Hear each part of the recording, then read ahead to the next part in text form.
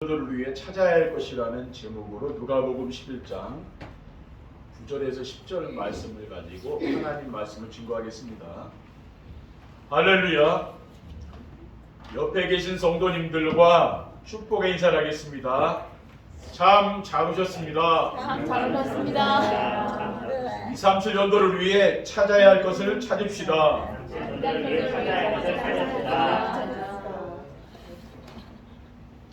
2, 3, 7 전도를 위한 응답 25란 언약의 말씀을 주신 하나님께서 2월을 맞이하여 우리에게 2, 3, 7 전도를 위해 바꿔야 할 것, 버려야 할 것에 이어서 이번 주일에는 2, 3, 7 전도를 위해 찾아야 할 것이라는 말씀을 주셨습니다.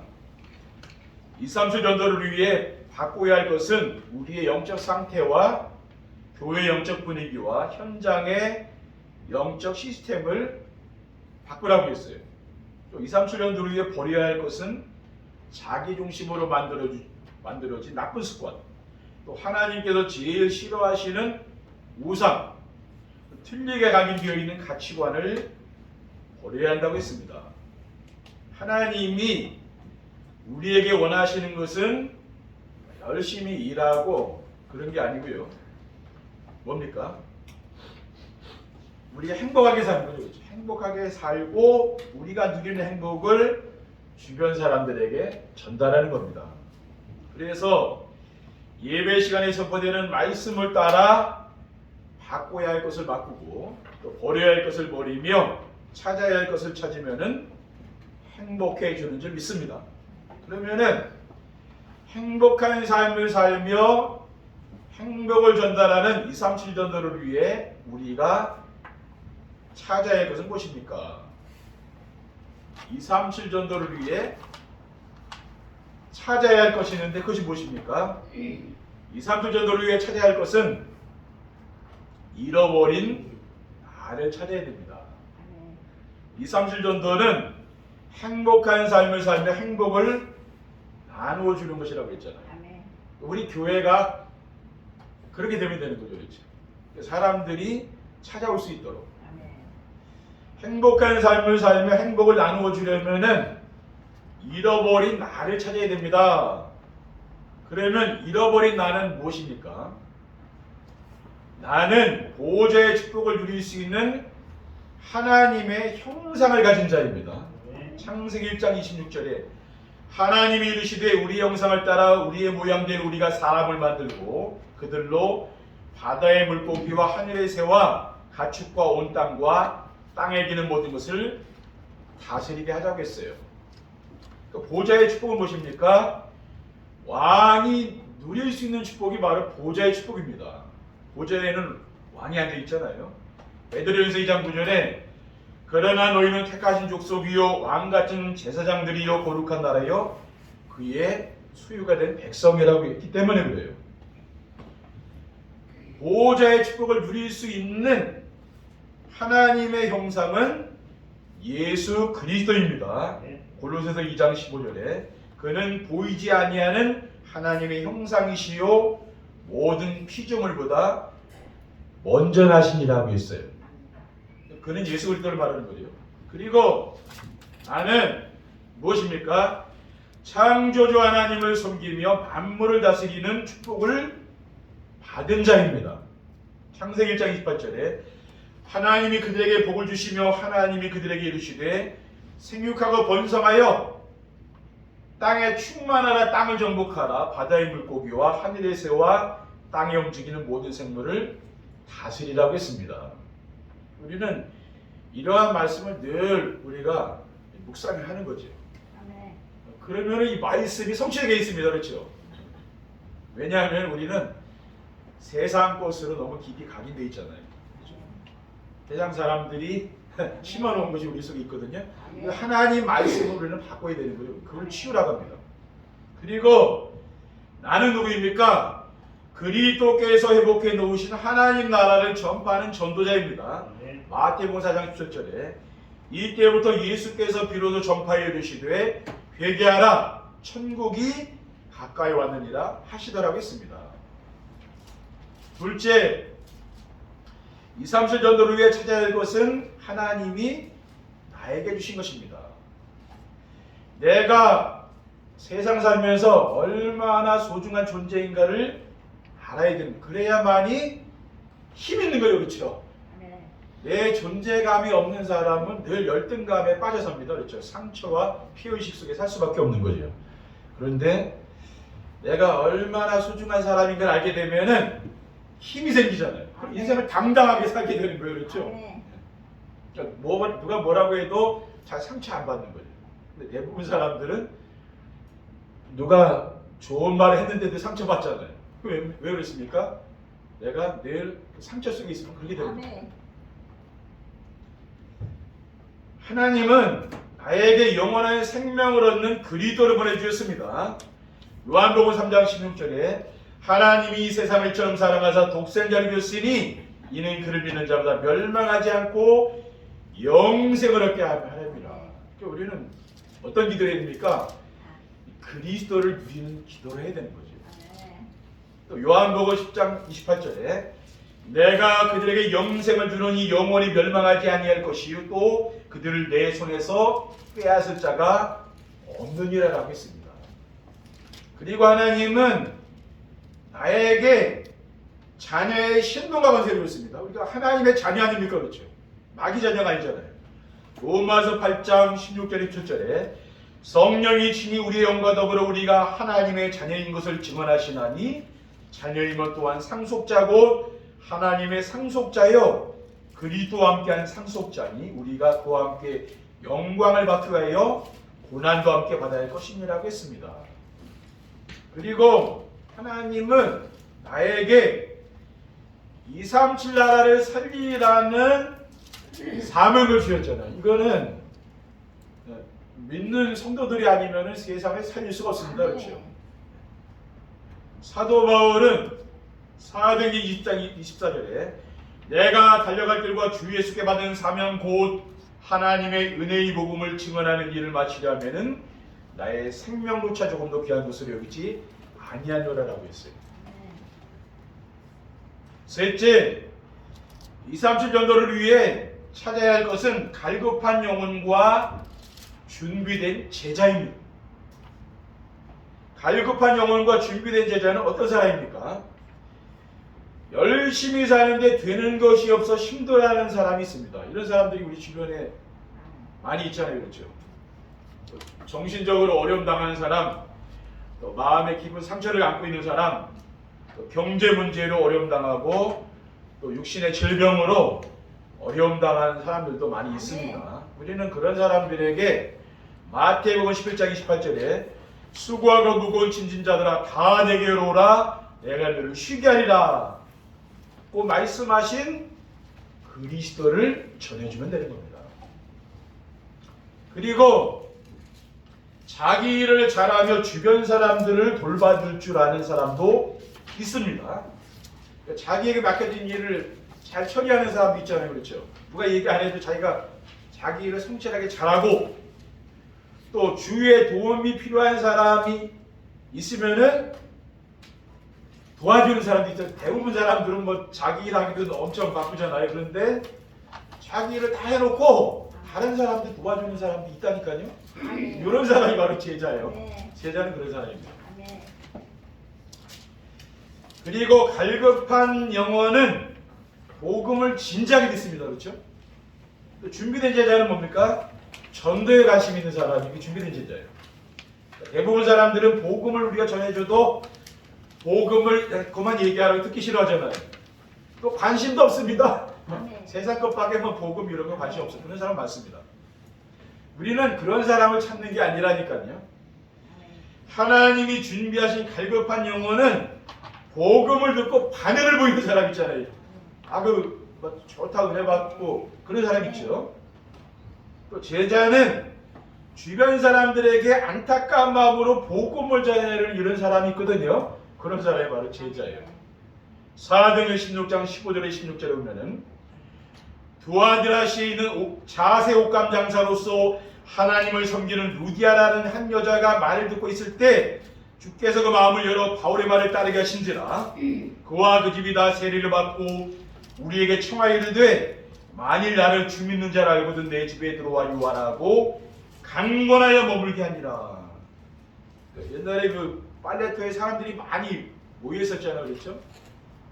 거기 그 루디아라는 여자가 있었는데 자색 옷감 장사예요.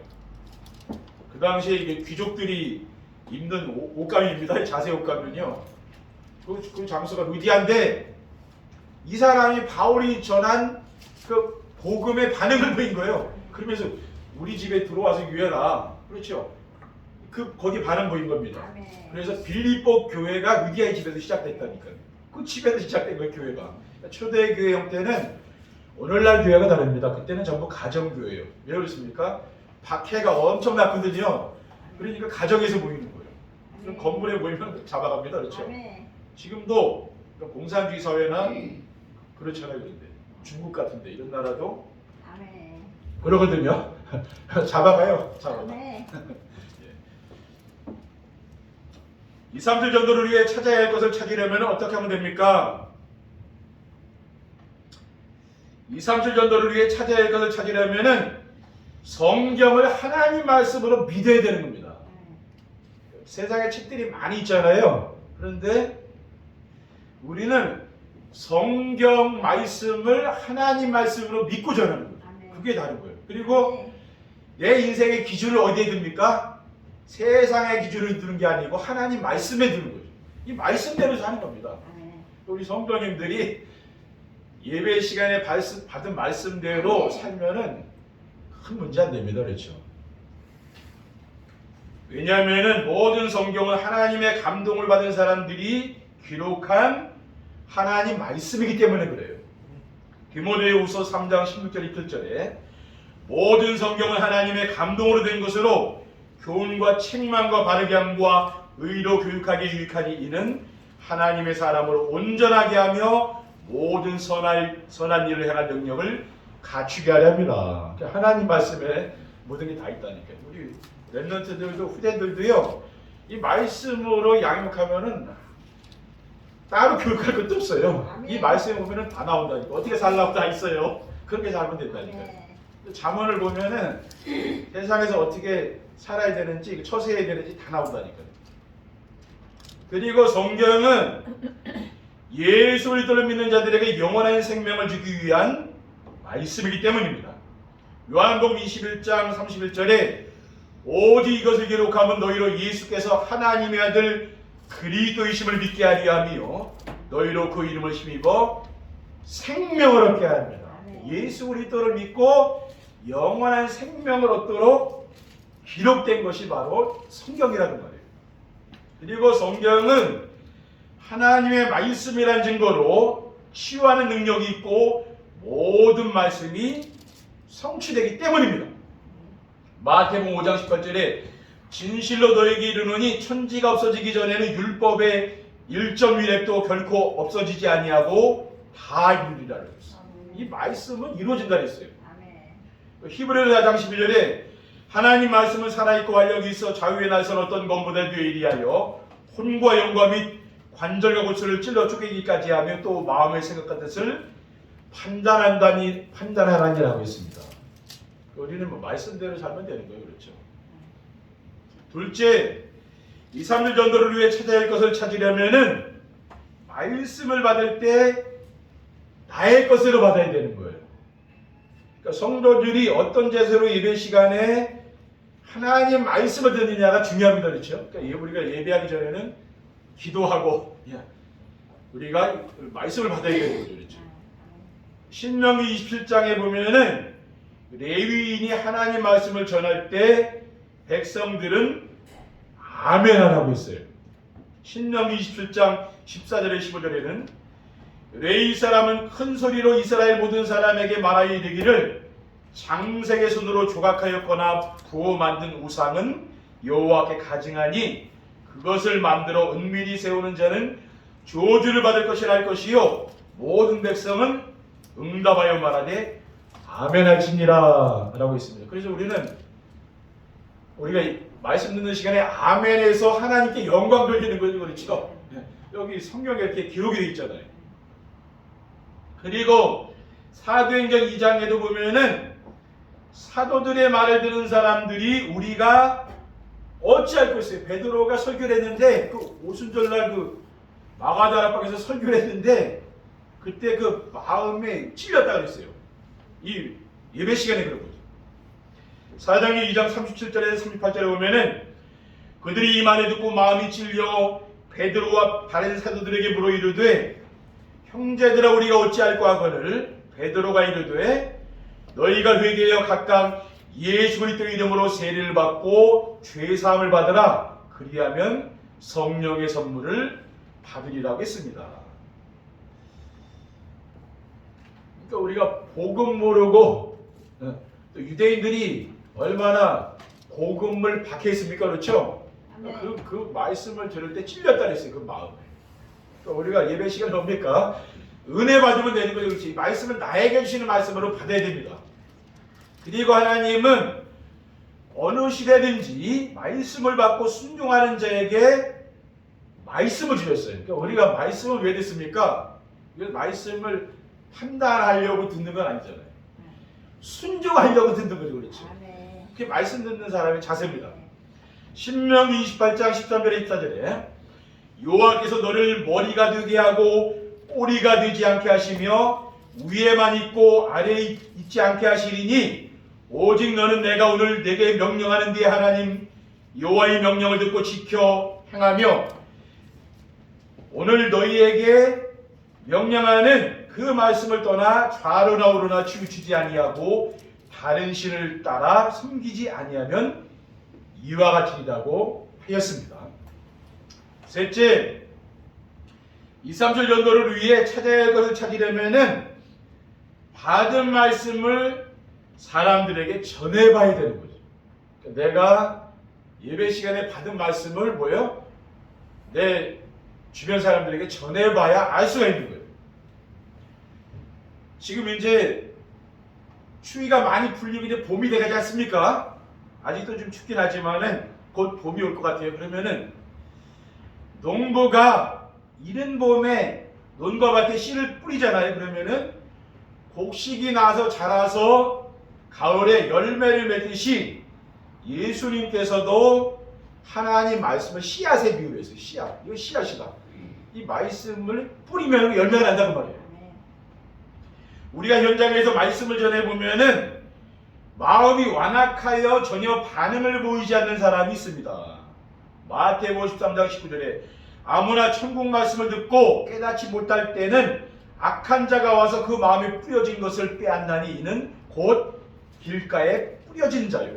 그러니까 길가에 씨를 뿌리면 그게 싹이 납니까? 어떤 사람은 그 마음밭이 그렇게 황폐되어 있는 거죠. 완전히 완악해서 아무리 말씀을 줘도 안 받는 거예요. 그리고 현장에서 말씀을 전해보면은 기쁨으로 받으나 시험을 이기지 못하고 넘어지는 사람도 있습니다. 마태복음 13장 20절에 21절에 보면은 돌밭에 뿌려졌다는 것은 말씀을 듣고 즉시 기쁨으로 받되 그 속에 뿌리가 없어 잠시 견디다가 말씀으로 말미암아 환난이나 박해가 일어날 때는 곧 넘어지는 자요. 그러니까 돌밭에 씨를 뿌리면은 그게 잘 자라겠습니까? 그렇죠? 자라도 나중에는 다 죽잖아요. 돌이 막으니까 땅의 기운을 막잖아요. 그러니까 우리가 복음을 전해보면 너무 기뻐하고 좋아하는 사람도 있잖아요. 저도 말씀을 이렇게 전해주다 보면 그런 분도 계시더라고요. 근데 핍박을 못 이기더라고요. 가정에서 남편이 반대해가지고 누가 박해하는 분들도 계시잖아요. 그걸 못 이겨나가더라고요. 아, 그게 참 안타깝네. 근데 왜냐하면은 그거는 그 사람 마음밭이 그런 거예요. 돌밭이라. 그게 자라지 못하는 거죠, 말하자면. 이런 사람도 있다는 거예요. 그리고 현장에서 말씀을 전해보면은 말씀을 받을 때 기쁨으로 받고 좋은 열매를 맺는 사람도 있습니다. 그러니까 말씀을 들을 때 우리 예배 시간에 말씀에 은혜 받으면 마음이 기쁘지 않은 게 정상이에요. 마음이 슬픈 사람은 없잖아요. 슬프다가도 교회 오면 마음이 기뻐지는 거 있죠. 하나님 말씀 들으니까 그 마음 상태가 바뀌는 겁니다. 마태복음 13장 23절에 보면은 좋은 땅에 뿌려졌다는 것은 말씀을 듣고 깨닫는 자니 결실하여 어떤 것은 100배, 어떤 것은 60배, 어떤 것은 30배가 되느니라 하시더라라고 있습니다. 예수님께서 지금 말씀하시는 거잖아요. 옥토에 이 말씀의 씨앗이 떨어졌는데 30배, 60배, 100배, 막 1000배 이렇게 열매가 막. 그러니까 우리가 열매라는 것은 뭐냐면은요, 하나님의 말씀이 우리의 심령밭에 떨어져서 그게 자라가지고 열매 맺는 걸 말하는 거예요. 가장 우리 성도님들이 가장 좋은 건 뭐냐면 예배를 잘 드리고 예배 시간에 은혜 받고 그 말씀 붙잡고 한 주간 삶 속에서 열매를 맺는 겁니다. 그게 제일 중요한 거예요. 그렇죠? 그러니까 우리가 예배에 실패하면 그건 인생 실패한 겁니다. 그러니까 예배를 잘 드렸다는 것은 내가 하나님 나에게 주신 말씀을 내가 잡은 거죠. 그래서 우리가 포럼을 하는 이유는 말씀을 잘 잡고 가는지 그걸 보는 거예요. 근데 내가 하나도 잡은 게 없다는 거 예배 실패합니다. 그렇죠? 어떤 거든지 말씀을 잡고 돌아가셔야 되는 거예요. 우리가 왜 정시 예배 드립니까? 그것도 마찬가지고 우리가 매일 강단 말씀을 듣는 것은 정시 예배를 듣고요. 하루를 살면 내가 말씀에 잡혀요. 그 말씀이 자꾸 떠오른다니까요. 왜 그래요? 내 마음속에 그 말씀이 씨앗이 떨어졌기 때문에 그래요. 그런데 그렇지 않고 살다 보면은 하나도 기억 안 나죠. 그렇죠? 하나도 기억 안 나다. 그 열매를 맺을 수는 없는 거예요. 그래서 정시예배 하는 이유가 거기 있다니까. 이걸 부담으로 느끼면 안 됩니다. 그렇죠? 예, 말씀은 내 마음속에서 싹을 틔워서 자라게 해서 열매 맺으려고 하는 거예요. 결론입니다. 2, 3주 정도를 위해 찾아야 할 것을 찾으면 어떻게 됩니까? 자신의 정체성이 발견되어 자부심과 긍지를 가지고 살게 됩니다. 말씀 안에서 잃어버린 나를 찾고 하나님이 나에게 주신 것을 발견하게 되면은 세상을 살아가는데 자부심과 긍지가 있다는 거예요. 아, 내가 인생 살아가는 게 이렇게 좋구나. 이게 오는 거죠. 야, 인생 참 살만한 거네. 근데 어떤 사람은 죽고 싶은 사람도 있거든요. 이거 완전히 차이 나는 거예요. 그렇죠? 그러니까 자기가 얼마나 가치 있는 사람인가를 알게 되니까 내 하루하루의 삶이 보람되고 행복한 거죠. 이렇게 된다니까요. 그리고 자신의 능력으로 사는 것이 아니고 하나님이 주신 권세를 누리며 삽니다. 강단의 말씀을 하나님 말씀으로 믿고 순종하며 따라가면은 나의 능력과 내 힘으로 살아가는 게 아니고 하나님 자녀에게 주신 권세를 누리며 살아간다 그 말이에요. 마가복음 16장 17절에 믿는 자들에게는 이런 표적이 따르리니 곧 그들이 내 이름으로 귀신을 쫓아내며 새 방언을 말하며 뱀을 집에 올리며 무슨 독을 마실지라도 해를 받지 아니하며 병든 사람에게 손을 얹은즉 나으리라고 했어요. 그러니까 뭡니까? 이런 여러분 가문의 흑암 세력 있잖아요. 이게 다 무너진다는 거예요. 어느 날 여러분 괴롭히는 것들 있죠? 여러분 힘들게 하는 것들 그게 그 주위 환경이 다 없어진다 그 말이에요. 그런 축복이 오는 거죠. 이게 권세가 있기 때문에 그래요. 그 여러분 평안하게 살면 얼마나 좋습니까? 그렇죠? 근데 대부분 세상 사람들은 자기 주변 환경이 너무 힘든 사람 많이 있다니까요. 근데 이게 됩니까? 그거 안 돼요. 하나님 말씀으로 되지 다른 거 안 된다니까요. 마지막으로 주변 사람들이 부러워할 만큼 행복한 삶을 살며 2, 3, 7 나라 살리는 플랫폼이 됩니다. 날마다 하나님이 우리에게 주신 언약 미션 비전의 말씀을 붙잡고 정세배의 축복을 누리게 되면은 오직 복음으로 행복한 삶을 살게 됩니다. 그러면은 또 내 주변에 도움이 필요한 사람들 내가 또 도와주는 거죠. 그러다 보니까 그 사람들이 부러워하죠. 왜? 자기는 그렇게 못하는데 나도 도와주고 그 좋은 사람 아니에요. 아, 나도 저렇게 살면 좋겠다 이런 마음이 들게 되는 거예요. 그러면 사람들이 부러워서 따라오게 됩니다. 그리고 2, 3, 7 나라 5천 종족을 살리는 플랫폼이 그렇게 해서 되는 겁니다. 그렇죠? 우리가 뭡니까? 한 사람씩 살리면 된다. 이게 옆에 사람을 죽이지 말고 그런 사람을 살려주라니 자꾸만. 그렇죠? 네. 도전져가지고 죽이면 안 되잖아요. 그게 아니고 자꾸 그렇게 어려움 당한 사람 자꾸 힘주고 살려주는 거예요. 그렇게 하다 보면 우리의 삶이 그렇게 됩니다. 사람 살리는 사람이 된다니까요. 그게 전도자예요. 그게 다른 게 아니에요. 우리가 여러분 주변에 도움이 필요한 사람들도 있잖아요. 이런 사람들도 도와주시고 그렇게 살면 얼마나 좋습니까? 그렇죠? 그러게 하기 위해서는 내가 잃어버리고 사는 거 그게 나의 존재감을 자꾸 회복해야 되는 거예요. 그럼 내가 힘을 얻으면은 내가 용기가 생기면 그 돼요. 그래서 이번 한 주간 여러분이 잃어버리고 사시는 것, 그것을 회복해서 여러분 주변 사람들을 다 살리시기를 주님의 이름으로 축원드립니다. 기도하겠습니다. 사랑의 하나님 감사합니다. 오늘 주신 귀중한 언약의 말씀을 굳게 붙잡고 우리가 이 세상에 살면서 행복한 삶을 살며 행복을 전해주는 귀한 성도들이 될 수 있도록 인도해 주옵소서. 주 예수 그리스도의 이름으로 기도드립니다.